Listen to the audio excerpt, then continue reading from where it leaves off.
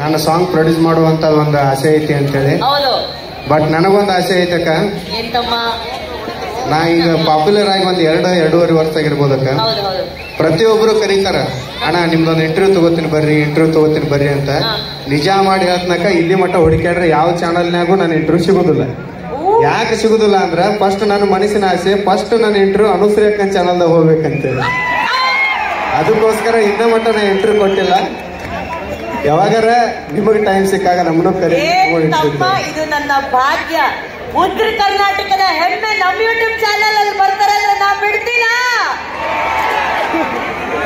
ಇದು first interview, exclusive interview ನಮ್ದ್ರಲ್ಲೇ ಕಣೋ. ಒಂದ್ ಕೆಲಸ ಮಾಡೋಣ ಬಾಳು, ಆ ಇಂಟರ್ವ್ಯೂನ ನಾವು ನಮ್ಮ ಉತ್ತರ ಕರ್ನಾಟಕದಲ್ಲೇ ಶೂಟ್ ಮಾಡೋಣ ಕಣೋ.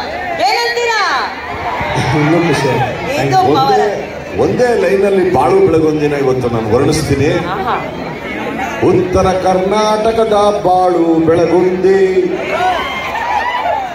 ಉತ್ತರ ಕರ್ನಾಟಕದ ಬಾಳು ಬೆಳಗುಂದಿ, ನಿನ್ನ ಮಾತು ಹಾಡು ತಿಂದಂಗೈತಿ ಸಿಹಿ ಬೂಂದಿ.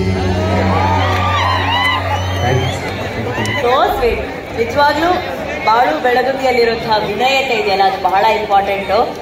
ಇವತ್ತು ನಾನು ಆಗ್ಲೇ ಹೇಳ್ದಂಗೆ ಇಷ್ಟೂ ಜನ ಇಲ್ಲಿ ಸೇರಿರೋದು ಒಂದು ಧ್ವನಿಗಾಗಿ, ಅದು ಬಾಳು ಬೆಳಗುಂದಿ ಅನ್ನೋ ಧ್ವನಿಗಾಗಿ. ಬಹಳಷ್ಟು ಅಭಿಮಾನಿಗಳು ಬಂದಿದ್ದಾರೆ ಅದನ್ನ ಭೇಟಿ ಮಾಡೋದಕ್ಕೆ. ಆದ್ರೆ ಕೆಲವು ಅಭಿಮಾನಿಗಳನ್ನ ನಾವು ವೇದಿಕೆ ಮೇಲೆ ಕರೆದಿದ್ದೇವೆ. ದಯವಿಟ್ಟು ಬಾಳು ಫ್ಯಾನ್ಸ್ ಯಾರೆಲ್ಲ ಇದಾರ ಬಂದಿದ್ದಮ್ಮ, ಕಮಾನ್.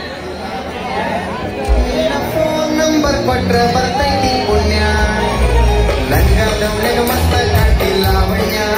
ನಿನ್ನ ಫೋನ್ ನಂಬರ್ ಕೊಟ್ರೆ ಬರ್ತೈತಿ ಪುಣ್ಯ, ಚಾರ್ಜ್ ಬರ್ತಿಲ್ಲ ದರ್ವಾಜನ್ಯ, ಚಾರ್ಜ್ ಬರ್ತಿಲ್ಲ ದರ್ವಾಜನ್ಯ.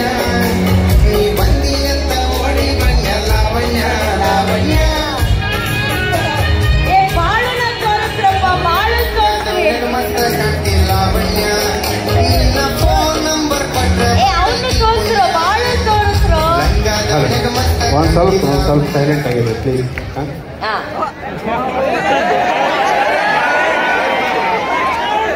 ಬೇಡ, ಅವನ್ನೆಲ್ಲ ಫೋಟೋ ತಗೊಂಡು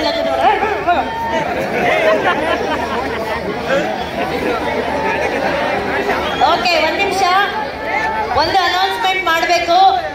ನಮ್ಮ ಬಾಳು ಇರು ತಮ್ಮ ಒಂದ್ ನಿಮಿಷ ಇರು, ಒಂದ್ ನಿಮಿಷ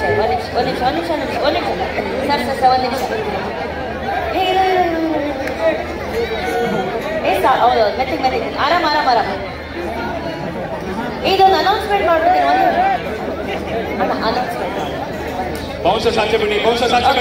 ಒಂದ್ ನಿಮಿಷ ಸರ್, ಒಂದು ಅನೌನ್ಸ್ಮೆಂಟ್ ಮಾಡಿ. ಇಲ್ಲ ಸರ್, ಒಂದು ಅನೌನ್ಸ್ಮೆಂಟ್. ಏನ್ ತೊಂದ್ರೆ ಇಲ್ಲ.